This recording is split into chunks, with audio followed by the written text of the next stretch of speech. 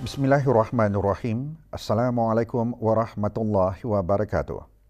Urang Undang-Undang 2024 Perbekalan 2024-2025 dibentangkan di hari ketiga mesyuarat pertama dari musim permesyuaratan ke-20 Majlis Mesyuarat Negara bersidang kemarin. Sejumlah 6.25 bilion ringgit Brunei dicadangkan bagi belanjawan negara bagi perkhidmatan tahun kewangan 2024-2025. Ketika membentangkan rang undang-undang yang bergelar suatu akta untuk membekalkan sejumlah wang dari kumpulan wang yang disatukan bagi perkhidmatan tahun kewangan 2024-2025 dan untuk memperuntukkan wang yang tersebut itu bagi maksud-maksud tertentu, Menteri di Jabatan Perdana Menteri dan Menteri Kewangan dan Ekonomi kedua menjelaskan bagi tahun kewangan 2024-2025, belanjawan negara masih mengekalkan tema bersatu membina masa depan yang lebih makmur untuk memastikan kesinambungan dan pensejajaran serta penilaian dalam jangka masa sederhana ke arah mencapai dasar dan matlamat perbelanjaan yang telah disasarkan sebelumnya. Menurut Yang Berhormat Datuk Seri Setia Dr. Haji Muhammad Amin Liu bin Abdullah, tema tersebut akan memfokuskan kepada 3 keutamaan baharu iaitu meningkatkan kesejahteraan dan produktiviti awam, memupuk kepelbagaian ekonomi yang mapan dan pembangunan modal insan yang dinamik dan berwawasan. Tema ini adalah sebagai komitmen kerajaan untuk membina asas ekonomi yang dinamik dan berdaya tahan ke arah pertumbuhan ekonomi yang mampan bagi mencapai wawasan Brunei 2035. Oleh itu, keutamaan akan terus diberikan untuk meningkatkan usaha dalam merangsang pertumbuhan dan memperbagaikan ekonomi negara, meningkatkan ekosistem perniagaan dan pelaburan yang lebih kondusif untuk menarik lebih banyak pelaburan yang berkualiti dan bermanfaat kepada negara ini. Dalam menghuraikan fokus meningkatkan kesejahteraan dan produktiviti awam, Menteri di Jabatan Perdana Menteri dan Menteri Kewangan dan Ekonomi kedua menjelaskan, kerajaan memberi komitmen untuk memelihara kesejahteraan dan kebajikan rakyat agar generasi semasa dan akan datang akan dapat sama-sama menyumbang kepada kestabilan sosio-ekonomi negara. Justru beberapa peruntukan disediakan di bawah fokus tersebut, iaitu pertama, memenuhi permintaan bekalan elektrik dan memastikan bekalan yang mencukupi, berkualiti serta reliable, harga rancangan sebanyak 400 juta secara keseluruhan disediakan bagi melaksanakan 36 projek di bawah RKN 12, termasuk pembinaan jenayah Combined Cycle Bukit Panggal Phase 2, serta menaik taraf dan mengukuhkan sistem rangkaian di seluruh negara. Kedua, bagi memastikan rakyat mempunyai tempat kediaman yang selesa, penyediaan perumahan yang selamat, berkualiti dan mampu untuk dimiliki, kerajaan telah menyediakan harga rancangan sebanyak 277 juta untuk melaksanakan 9 buah projek di bawah RKN 12 untuk meningkatkan penyediaan perumahan negara, antaranya di Kampung Lugu Fasa 2B, Kampung Rimba Fasa 6, Kampung Salambigar, Kampung Lumut Fasa 7 dan Kampung Tanah Jambu. Ketiga, bagi pembekalan air yang bersih secara lebih efektif dan reliable kepada orang ramai, kerajaan akan peruntukkan harga rancangan sebanyak 261.1 juta di bawah RKN 12 untuk menaik taraf dan memperbaiki sistem loji-loji dan kolam-kolam rawatan serta sistem pembentungan di seluruh daerah. Bagi fokus kedua pula iaitu memupuk kepelbagaian ekonomi yang mapan, penekanan akan terus diberikan terhadap usaha-usaha mengukuhkan penglibatan sektor swasta untuk membentuk asas ekonomi negara yang lebih berdaya tahan. Ke arah itu, usaha-usaha perlu menjurus kepada meningkatkan produktiviti negara dalam sektor ekonomi yang dikena pasti dengan kerjasama peniaga-peniaga tempatan dan juga syarikat-syarikat berkaitan kerajaan ataupun GLCs. Ini meliputi penyediaan skim dan inisiatif, program latihan dan pembangunan kapasiti, ekosistem yang pro perniagaan, kemudahan prasarana serta penyediaan tapak-tapak bagi membantu perkembangan perniagaan tempatan khususnya PMKS. Menerusi fokus belanjawan ketiga iaitu pembangunan modal insan yang dinamik dan berwawasan, kerajaan akan meneruskan pelaburan dalam pelbagai program pendidikan dan pembangunan kemahiran dengan mempertingkatkan kualiti pendidikan di semua peringkat serta menggalakkan pembelajaran sepanjang hayat. Ini adalah bertujuan untuk melahirkan generasi dan tenaga kerja yang adaptable, berpendidikan dan berkemahiran tinggi yang diperlukan untuk mencapai kecemerlangan dalam pasaran pekerjaan pada masa ini dan akan datang. Ke arah mendukung sistem pendidikan yang berkualiti tinggi, beberapa inisiatif telah dilaksanakan. Ini adalah bertujuan untuk lengkapkan pelajar dengan kemahiran dan ilmu pengetahuan mengikut perubahan dan perkembangan semasa.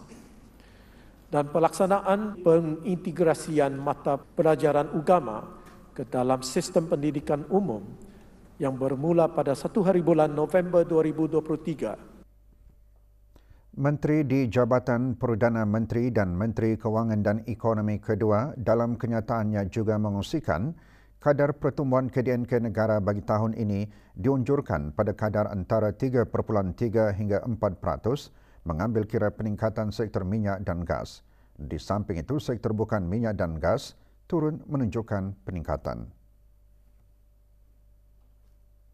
Pihak IMF, ASEAN Plus 3 Macroeconomic Research Office atau AMRO dan Asian Development Bank ataupun ADB telah mengunjurkan pertumbuhan ekonomi yang positif bagi negara Brunei Darussalam pada tahun 2024, iaitu masing-masing pada kadar 3.5%, 2.4% dan 2.5%. Unjuran tersebut adalah mengambil kira peningkatan usaha-usaha memperbagaikan ekonomi, khususnya pengeluaran produk sektor hiliran minyak dan gas, serta aktiviti-aktiviti berkaitan dari syarikat Hengi Industri Sendirian Berhad, syarikat Methanol Brunei atau BMC dan syarikat Brunei Fertilizer Industry Sendirian Berhad atau BFI. Pada sebelah petang, Dewan mendengarkan perbahasan pelbagai isu mengenai rang undang-undang 2024, perbekalan 2024-2025, antaranya mengenai isu pengangguran. Sekarang kita ni 5.2% 2022. Ini termasuk juga yang pekerja yang masih menunggu kerja, termasuk individu yang masih menunggu kerja dalam 6 bulan ini. Tapi kalau diikut cara negeri-negeri lain mengira pengangguran, siapa yang belum dapat kerja, kalau yang unemployed dalam 6 bulan ke bawah, indah dikira dalam statistik. Tapi dalam negeri kita ni masukkan semua. Jadi 5.2. Jadi kalau kita ni nak kira siapa yang unemployed di bawah 6 bulan, pengangguran is about 2.6%. Memang kerajaan kan memikirkan cara untuk kita ni menjanakan pekerja untuk siapa yang yang belum dapat kerja. Dewan menangguhkan sidangnya petang kemarin dan akan disambung esok Sabtu 2 Mac pukul 9.30 pagi. Perusahaan mikro kecil dan sederhana PMKS memainkan peranan penting dalam memacu pertumbuhan ekonomi serta memupuk daya tahan dalam ekonomi negara. Timbalan Menteri Kewangan dan Ekonomi menjelaskan demikian semasa merasmikan Festival MSME Brunei di Bredex, Jerudong. It is timely for our MSMEs who are vital in our economic landscape to embrace sustainability as a basis for their operations and innovate with eco-conscious practices to drive business growth and enhance productivity at the same time contributing to economic prosperity. Datuk Seri Paduka Awang Haji Khairuddin bin Haji Abdul Hamid selaku Timbalan Pengerusi bersama Lembaga Kemajuan Ekonomi Brunei BEDB dan DER juga menggariskan PMKS juga berperanan melaksanakan teknologi penjimatan air, kecekapan tenaga serta melaksanakan penggunaan pembayaran secara dalam talian. Lebih 200 pengusaha tempatan menyertai festival berkenaan yang turut diisikan dengan pelbagai aktiviti. Festival terbuka bagi kunjungan ramai sehingga Ahad ini dari 10 pagi hingga 9 malam. Kementerian Hal Ehwal Agama mengadakan majlis bertahlil bagi almarhum Sultan Haji Umar Ali Saifuddin Saadul Khairuddin, almarhumah Duli Raja Isteri Pengeran Anak Damin dan almarhum Duli Antaraman Mulia Paduka Seri Pengeran Muda Haji Abdul Azim. Majlis berlangsung di Kubah Makam Diraja Bandar Seri Begawan.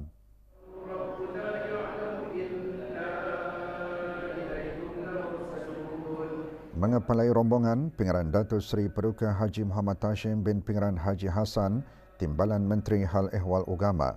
Majlis dimulakan dengan bacaan surah Al-Fatihah, diikuti bacaan surah Yasin beramai-ramai, tahlil dan doa arwah. Majlis merupakan salah satu acara keagamaan tahunan Kementerian Hal Ehwal Agama.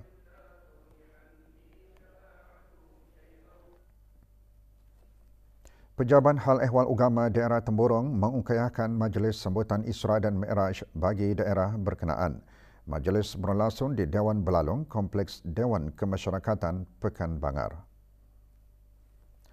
Hadir Awang Muhammad Yasin bin Haji Ahmad, pemangku pegawai daerah Temburong. Acara diisikan dengan bacaan ayat-ayat suci Al-Quran dan ceramah khas bertemakan sembahyang tiang agama. Kira-kira 200 orang menghadiri majlis tersebut, antaranya pegawai kanan dan kaki tangan setiap jabatan, para penghulu dan ketua kampung, serta jawatan kuasa ta'mir masjid dan muslimah masjid daerah Temburong. Selain mengembangkan syiar Islam, majlis juga dihasran dapat meningkatkan pengetahuan akan kepentingan dan kewajipan ibadah sembahyang. Yang maksudnya pokok segala urusan adalah Jabatan Pengajian Islam Kementerian Hal Ehwal Agama menganjurkan Majlis Semarak Hari Kebangsaan sempena sambutan ulang tahun Hari Kebangsaan Negara Brunei Darussalam ke-40. Majlis diadakan di Sekolah Presiden Arab Bandar Seri Begawan. Hadir Awang Haji Syamsul bin Haji Omar, Pengarah Pengajian Islam. Majlis dimulakan dengan bacaan surah Al-Fatihah dan doa selamat. Majlis diisikan dengan bicara sejarah Perlembagaan Negara Brunei Darussalam 1959 disampaikan oleh Dr. Haji Muhammad Hadi bin Muhammad Melayong, Pengetua Pusat Sejarah Brunei, bagi memperingati tarikh pemasyhuran Perlembagaan Negara Brunei Darussalam. Turut diadakan nyanyian lagu patriotik Berkibarlah Bendera. Pasukan Masjid Hasnal Bolkiah Pekan Tutong dan Masjid Utama Muhammad Saleh Pekan Bangar masing-masing muncul juara kategori lelaki dan perempuan. Pertandingan dikira dibai bagi ahli jawatan kuasa ta'mir, muslimah dan belia masjid senegara. Pertandingan berlangsung di Masjid Utama Muhammad Saleh Pekan Bangar.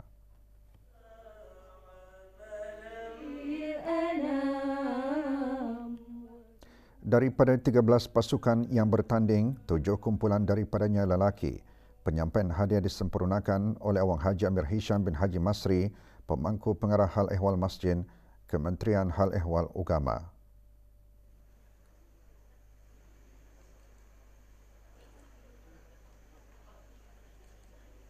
Objektif kami memunculkan kira bakat para belia dan bewanis masjid bagi orang turut serta mengikuti dikir dibayar, yang mana dikir dibayar ini adalah berlainan daripada dikir Syariful Anam. Punca kebakaran masih dalam siasatan dalam kejadian kebakaran rumah di Rancangan Perumahan Negara RPN Lambak Kanan. Namun tiada kemalangan jiwa dilaporkan.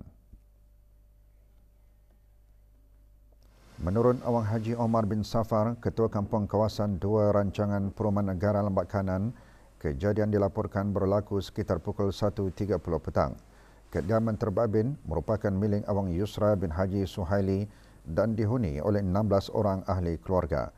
Usaha memadam melibatkan anggota bomba dan penyelamat. Projek Jalinan Kasih RTB Kelolaan Perkhidmatan Radio Televisyen Brunei kini diadakan sempena menjelangnya bulan Ramadan. Projek Jalinan Kasih RTB diadakan di daerah Temburong. 5 buah keluarga terpilih menerima sumbangan kewangan dan keperluan harian yang terdiri daripada golongan warga emas, orang berkeperluan khas, kurang berkemampuan, mangsa kebakaran dan rumah roboh. Projek yang dianjurkan sejak tahun 2009 dikendalikan oleh beberapa rangkaian radio. Projek ini dihasrat dapat mewujudkan kehidupan bermasyarakat yang prihatin kepada golongan yang kurang bernasib baik. Persekutuan Pengakam Negara Brunei Darussalam dengan kerjasama Pusat Pendermaan Darah Hospital Raja Isteri Pengeran Anak Soleha menganjurkan kempen derma darah. Diadakan sempena sambutan Hari Kebangsaan ke-40, kempen berlangsung di Ibu Pejabat Persekutuan Pengakam Kampung Beribi. Kempen diadakan bagi memberikan kesedaran kepada orang awam mengenai kepentingan menderma darah dan membantu Pusat Pendermaan Darah Hospital Raja Isteri Pengeran Anak Soleha menambah stok darah.